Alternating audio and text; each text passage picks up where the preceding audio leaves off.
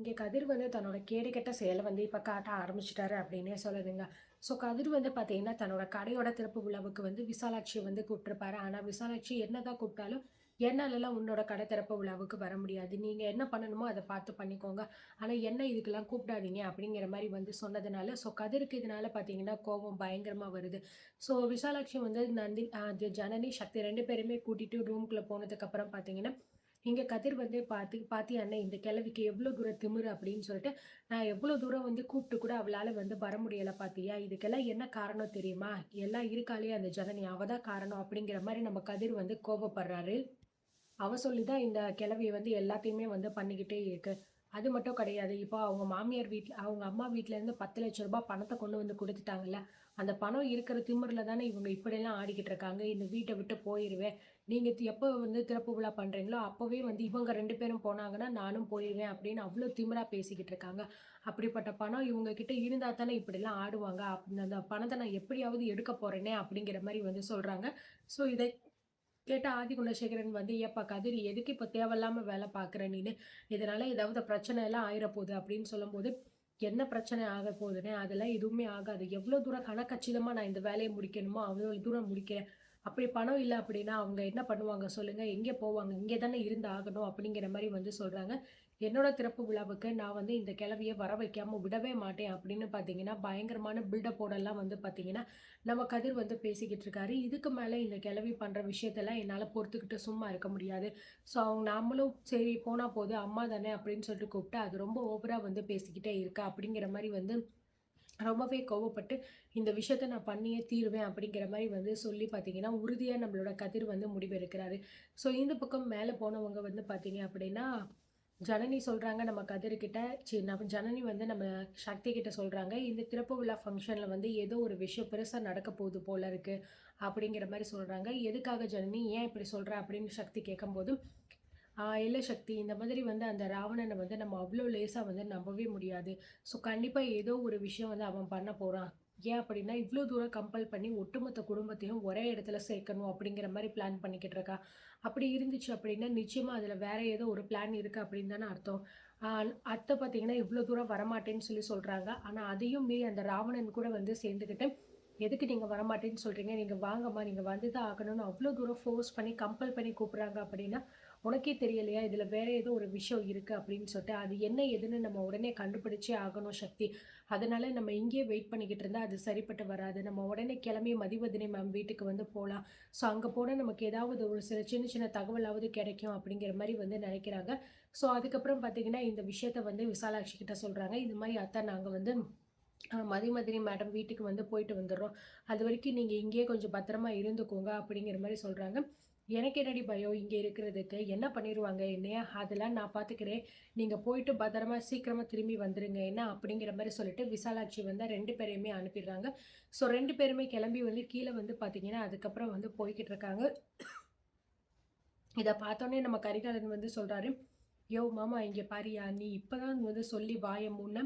அவங்க பணத்த திருட போறேன்னு சொல்லிட்டு, அதுக்கேத்த மாரியே புருஷனும் பொண்டாட்டியும் 2 பேருமே கிளம்பி வெளில போறாங்க பாத்தியா? இதுதான்யா சரியான நேரம். அவங்க பணத்த இப்ப எடுக்கிறதுக்கு கரெக்ட்டா இருக்கும்." அப்படின்னு சொல்லும்போது, "டேய் என்ன நீ என்ன லூசா? லூசுத்தனமா பேசிக்கிட்டு இருக்க? இந்த வீட்ல என்ன அவங்க 2 பேரும் மட்டும் வெளில போனா, மத்தவங்க யாரும் இல்லையா? நந்தினி இருக்கா, ஈஸ்வரி அண்ணி இருக்காங்க, இவங்க எல்லாருமே இருக்காங்க. அது மட்டும் கிடையாது. மேல அந்த ரூம்ல பார்த்தீங்கன்னா, அந்த கிழவி வேற உட்காந்துக்கிட்டு இருக்கு. இது எல்லாத்தையும் தாண்டி போயிட்டு, நான் இப்ப ஜனனி ரூம்குள்ள போனேன்னு வச்சுக்கோவேன், யாராவது ஒரு ஆள் என்ன பார்த்தாலே போதும். அவ்வளோதான். என்ன மாட்டி விட்டு என்னைய அசிங்கப்படுத்திருவாங்கடா. நான் வந்து கரெக்ட்டான டைம் வந்து சொல்லுவேன். அந்த டைமிங்ல தான் போயி பணத்த நம்மளால எடுக்க முடியும். அதுவரைக்கும் பேசாம வாய மூடிட்டு இரு. நான் எப்போ போறேனோ, அப்ப என் கூட நீயும் வரணும். ஏன்னா, அப்படிங்கிற மாரி வந்து கரிகாலன் கிட்ட சொல்றாங்க. ஐயோ! என்ன மாமா உங்க களவாணித்தனத்துல என்னையும் கூட்டு சேர்க்க பார்க்குறீங்களா? நான் இந்த வீட்ல நல்லா இருக்கிறது உங்களுக்கு பிடிக்கலன்னு நெனைக்கிறேன் அப்படின்னு சொல்லும்போது, ஏய் ச்சீ வாய மூடு. நான் சொல்றத மட்டும் கரெக்ட்டா செய்யி. புரியுதா? அப்படிங்கிற மாரி வந்து சொல்லிட்டு கரிகாலன்ட்ட வந்து பார்த்தீங்கன்னா, நம்ம கதிர் வந்து சொல்லிர்றாரு.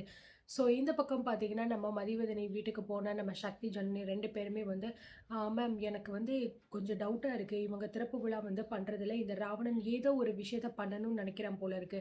ஸோ ராவணன் பத்தின உண்மைகள் உங்களுக்கு ஏதாவது தெரியுமா? அப்படி தெரிஞ்சா சொல்லுங்க. அது எங்களுக்கு ரொம்ப யூஸ்ஃபுல்லா இருக்கும். ஏன்னா, என் குடும்பம் ஒரு வேள வந்து ராவணனோட பிடியில சிக்கியிருக்கோ அப்படிங்கிற மாரி எனக்கு பயமா இருக்கு. ஏன்னா திறப்பு விழாவுக்கு வந்து அந்த ராவணன் எல்லாருமே கம்பல் பண்ணி, ஃபோர்ஸ் பண்ணி கூப்பிட்டுட்டே இருக்கான். இதுல வேற ஏதாவது ஒரு பிளான் இருக்குமா? அப்படின்னு சொல்லிட்டு பார்த்தீங்கன்னா, ஜனனி கேட்கும்போது, நிச்சயமா ஜனனி அப்படி இருக்கிறதுக்கு கூட வாய்ப்பு இருக்கு. அந்த ராவணன் அப்படிங்கிறவன் வந்து லேசப்பட்ட ஆள் கிடையாது. அவன் வந்து ஒரு கொடூரமான ஒரு சைக்கோ மாதிரி. அவனுக்கு என்ன வேணுமோ அத அவன் அடைஞ்சே தீருவான். அதுக்காக அவன் என்ன வேணாலும் வந்து பண்ணுவான் அப்படின்னு சொல்லும்போது, மேம் அவன பத்தி ஏதாவது உண்மை உங்களுக்கு தெரிஞ்சுச்சு அப்படின்னா எங்ககிட்ட கொஞ்சம் சொல்லுங்களேன் அப்படிங்கிற மாரி வந்து கேட்குறாங்க. ஆ அவன பத்தி எனக்கு வந்து அவ்வளவா எந்த உண்மையும் வந்து தெரியாது ஜனனி. அவன் வந்து ஒரு அனாதை ஆசிரமத்தில தான் வந்து படிச்சு வளர்ந்தான். அங்க படிக்கும்போது தான் வந்து ஒருத்தர் வந்து அவருக்கு ஹெல்ப் பண்ணாங்க. ஸோ அப்படி ஹெல்ப் பண்றத வச்சு தான் அவர் வந்து வெறித்தனமா படிச்சு இந்த நிலைமைக்கு வந்தேன் அப்படிங்கிற மாரி சொன்னாரு. ஸோ சின்ன வயசுலேருந்தே தனக்கு அம்மா, அப்பா யாருமே இல்ல. அவன் அனாதை தான் அப்படிங்கிற மாரி சொன்னாரு. அப்படி ஒரு வார்த்தை அவன் சொன்னதுனால மட்டும் தான் நான் வந்து அவன நம்பி அவனுக்கு கழுத்த நீட்டி கல்யாணம் பண்ணிக்கிட்டேனே தவிர, மத்தபடி வேற எதுவுமே கிடையாது. ஆனா அது கூட வந்து என்கிட்ட வந்து பொய் அப்படிங்கிற மாரி தான் வந்து அவன் சொல்லியிருக்கான். அவன் சொன்னதுல எதுவுமே வந்து உண்மையே கிடையாது. எல்லாமே பொய். அவன் அனாதை அப்படின்னு சொன்னது கூட பொய்யா கூட இருக்கலாமோ அப்படின்னு எனக்கு தோணுது அப்படிங்கிற மாரி சொல்லும்போது, ஸோ நம்ம சக்தி கேட்குறாரு, மேடம் அவர் வந்து இந்த மாரி ஒரு ஆசிரமத்தில தங்கி படிச்சாருன்னு சொன்னீங்களே, அந்த ஆசிரமத்தோட பேர் ஏதாவது உங்களுக்கு தெரியுமா? அப்படிங்கிற மாரி வந்து கேட்குறாங்க. அதோட பேரு எனக்கு எதுவும் தெரியலையே சக்தி. இதுக்கு முன்னாடி ஒரு தடவ சொன்னாரு. பட் ஆனா இப்ப எனக்கு ஞாபகம் வரமாட்டேங்குதே அப்படிங்கிற மாரி சொல்றாங்க. ப்ளீஸ் மேம் கொஞ்சம் யோசிச்சு பாருங்க. ஏன்னா ஒரு வேள அந்த ஆசிரமத்தோட நேம் கிடைச்சா கூட, அங்க போயிட்டு நம்ம இவர பத்தி விசாரிச்சோம் அப்படின்னா, ஏதாவது ஒரு விஷயம் தெரியறதுக்கு வாய்ப்பு இருக்கு. இவர் உண்மையிலேயே அனாதை தானா? இல்ல இவர யாரு வந்து அடாப்ட் பண்ணி அதுக்கப்புறம் இவங்கள இந்த அளவுக்கு படிக்க வச்சிருக்காங்க? இவருக்கு பின்னணி என்ன இருக்கு? எதுக்காக இவர் வந்து இப்படியெல்லாம் வந்து பண்ணிக்கிட்டு இருக்காரு? அதுவும் பார்த்தீங்கன்னா, ஆதி குணசேகரன பழி வாங்கணும் அப்படிங்கிறது தான் என்னோட நோக்கமே அப்படின்னு சொன்னாரு. அப்படிப்பட்ட ஆதி குணசேகரன் வந்து இவருக்கு அப்படி என்னதான் வந்து பண்ணியிருக்காரு? ஏன்னா, அவர் வீட்டுக்கு வந்து உட்காந்துட்டு பார்த்தீங்கன்னா, எல்லார்கிட்டயுமே வந்து உரிமை எடுத்து பேசிக்கிட்டு இருக்காரு. ஆதி குணசேகரன் தான் தனக்கு வந்து வெல் விஷர். அவர் தான் வந்து எனக்கு எல்லாமே அவரோட ஃபேன் அப்படி இப்படின்னு என்னென்னமோ சொல்லிக்கிட்டு இருக்கா. ஆனா, இது எதுவுமே வந்து எங்களுக்கு நம்புற மாரியே வந்து தெரியல. அப்படி அவர் நல்லது பண்ணணும்னு நெனைக்கிறாரு அப்படின்னா, அவருக்கு மட்டுமே ஏதாவது ஒரு நல்லது பண்ணிட்டு அது அப்பயே வந்து போயிரணும்ல. ஆனா தினம் தினம் வந்து வீட்டுக்குள்ள உட்காந்துக்கிறது, ஃபேமிலி விஷயம் எல்லாத்துலயுமே வந்து தலையிடுறது எல்லாமே பண்றாரு. பத்தாததுக்கு ராவணன் என்ன சொல்றானோ, அது மட்டுமே தான் இந்த ஆதி குணசேகரன் வந்து அப்படியே கேட்டுக்கிட்டு இருக்காரு. இதெல்லாம் பார்க்கும்போது நிச்சயமா வந்து சந்தேகம் அப்படிங்கிறது ரொம்பவே அதிகமா வருது அப்படின்னு ஜனனி சொல்றாங்க. கரெக்ட் ஜனனி. நீங்க சொல்றதும் வந்து சரிதான். ஏன்னா அவனோட நோக்கம் அப்படிங்கிறது என்னவா இருந்துச்சு அப்படிங்கிறத நம்ம கண்டுபிடிக்கணும். அப்படிப்பட்ட ஆளு எதுக்காக இப்போ உங்க குடும்பத்துக்குள்ள உட்காந்துக்கிட்டு இதெல்லாம் வந்து பண்ணணும்? ஏதாவது நல்லது பண்ணணும்னு நெனச்சா இவ்ளோ தூரம் யாருமே வந்து பண்ண மாட்டாங்க. இதுக்கு பின்னணி வேற ஏதாவது இருக்கும். ஏற்கனவே தர்ஷினி கடத்தல் சம்மந்தப்பட்ட விஷயத்திலே பார்த்தீங்கன்னா, உங்களுக்கு எதிரா தான் வந்து நம்ம தர்ஷினியே வந்து பேசியிருக்கா. ஆனா, அவளுக்கு நல்லாவே தெரியும் நீங்க தான் அவள காப்பாத்துனீங்க அப்படின்னு. அப்படி இருக்கும்போது எதுக்காக அவ இப்படி பேசணும்? இது எல்லாமே நமக்கு கொஞ்சம் கன்ஃப்யூஷனா தானே இருக்கு. இந்த கன்ஃப்யூஷன நம்ம உடனே வந்து சரி பண்ணிக்கணும்.